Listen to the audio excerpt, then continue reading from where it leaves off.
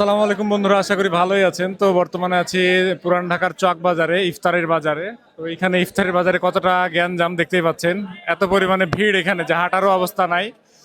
তারপরেও মোটামুটি ভাবে কিছু কিছু ভিডিও আপনাদের দেখানোর চেষ্টা করব। তো চলুন দেখা যাক এখানে কি কি ইফতার পাওয়া যায়। তো ঢাকার সবচেয়ে যে পুরানো ঐতিহ্যবাহী যে ইফতারের বাজার রয়েছে সেটি হচ্ছে এই চক বাজারে। এখানে আপনি আসলে কত রকমের যে ইফতার পাবেন এটা আসলে ভাষায় প্রকাশ করার মতো না। তো এখানে দেখতে থাকুন।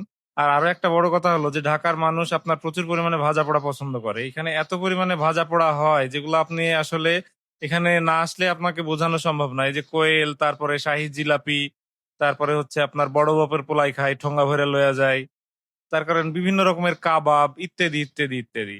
তো আপনি বাংলাদেশের আর কোথাও এত পরিমাণে ভাজা পোড়া খায় এরকম মানুষ হয়তো বা দেখবেন না, যে পরিমাণ পুরান ঢাকার মানুষজন খাওয়া দাওয়া করে। আর এখানে আপনার বিরিয়ানি তো প্রচুর পরিমাণে বিরিয়ানি, আর কি ওনারা বিরিয়ানি খেয়ে থাকেন। আমরাও বিরিয়ানি খাই, তবে সেই তুলনায় আমরা কিছুই না। এখানে কাচ্চি, তিহারি, তারপর মনে করেন যে মোরগ পোলাও, পোলাও বলতেই তাদের প্রধান খাবার এটা বলতে পারেন আপনি। আর এইখানে আপনার বেশ কিছু রকমের আইটেম রয়েছে, আসলে এত আইটেম যে আমার নিজের পক্ষে মনে রাখা সম্ভব না, যার কারণে আমি এগুলা একটা একটা করে আপনাদের কাছে পরিচিত করিয়ে দিতে পারতেছি না।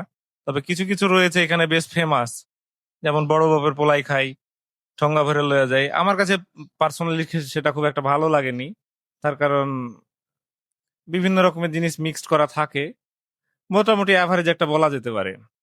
আর ভাজা পোড়ার মধ্যে তো দেখতে পাচ্ছেন কিছু কিছু জেলা, এই যে এখানে যে দেখতে মুরগিগুলো দেখতে পাচ্ছেন বা কোয়েলগুলো দেখতে পাচ্ছেন, এগুলো দেখলেই কিন্তু খেতে ইচ্ছা করে। সারাদিন না খেয়ে থাকার পরে বিকেল বেলায় যখন এই ইফতারের বাজারে যাবেন, যে এইগুলো দেখবেন, দেখলে কিন্তু অটোমেটিকলি আপনার মনের মধ্যে খাওয়ার জন্য কিন্তু একটা কেমন জানি ব্যাকুলতা চলে আসবে। আর এই যে দেখতেই পাচ্ছেন, এগুলো তো সব শিক্ষিত খাসি। এই কাকাকে তো মনে হয় চেনেন, এই মুরব্বিরে। এই মুরব্বির কাছে যত খাসি রয়েছে সবগুলোই শিক্ষিত, বেশিরভাগই কলেজে লেখাপড়া করছে, এটা তিনি বলে থাকেন। আর আপনারা ওনাকে অবশ্যই চেনেন মনে হয়, বিভিন্ন ভিডিওতে ওনাকে দেখা যায়, উনি কিন্তু অনেক ভাইরাল। তো আপনারা যদি পুরান ঢাকায় আসেন তো অবশ্যই এই ইফতারের মার্কেট থেকে ঘুরে যেতে পারেন। তার কারণ এই জায়গাতে যদি আপনি না আসেন তাহলে দেখবেন না যে মানুষ কি পরিমাণে ইফতারি কিনে বা ইফতারি তৈরি হয় এখানে। আর ভিডিওটি ভালো লাগলে অবশ্যই লাইক, কমেন্ট, শেয়ার, সাবস্ক্রাইব করে দিবেন, ফেসবুকে ফলো করে দিবেন। ধন্যবাদ। আসসালামু আলাইকুম।